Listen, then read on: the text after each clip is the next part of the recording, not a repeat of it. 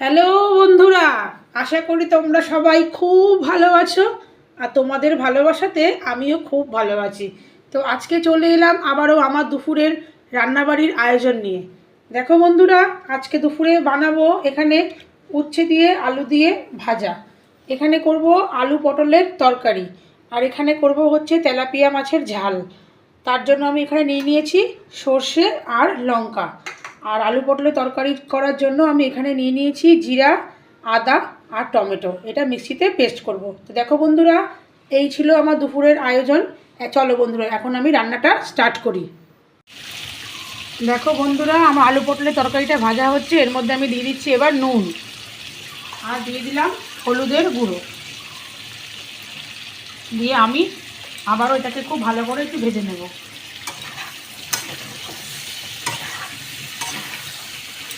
আর এদিকে দেখো বন্ধুরা, হচ্ছে এখানে টমেটোর চাটনি। আর এখানে বন্ধুরা আমার ভাতটাও কিন্তু ফুটছে। এবার আমি আলু পটলের তরকারিটার মধ্যে দিয়ে দেব লঙ্কার গুঁড়ো, অল্প পরিমাণে দিলাম বন্ধুরা। আর আগে থেকে বেটে রাখা মশলাটা, টমেটো আদা জিরার পেস্টটা এর মধ্যে দিয়ে দিলাম। দিয়ে আমি আবারও এটাকে খুব ভালো করে কষিয়ে নেব।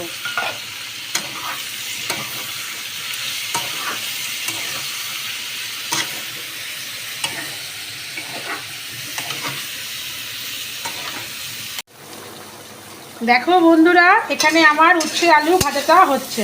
এর মধ্যে আমি নুন হলুদ দিয়ে দিয়েছি। আর এখানে আলু পটলের তরকারিটাও আমার প্রায় হয়ে এসছে।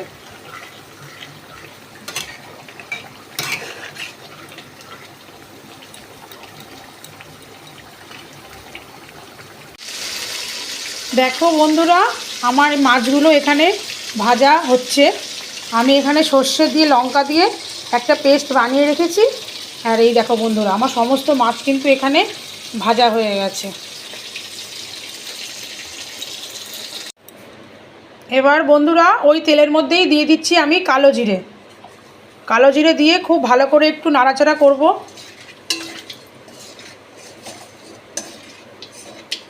তারপর ওই তেলের মধ্যে দিয়ে দেবো সর্ষে লঙ্কার পেস্টটা।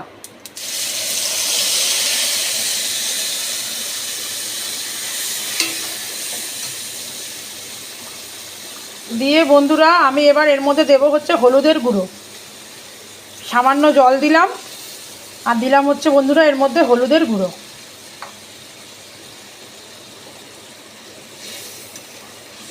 হলুদের গুঁড়ো দিয়ে খুব ভালো করে এটাকে মিশিয়ে নেব।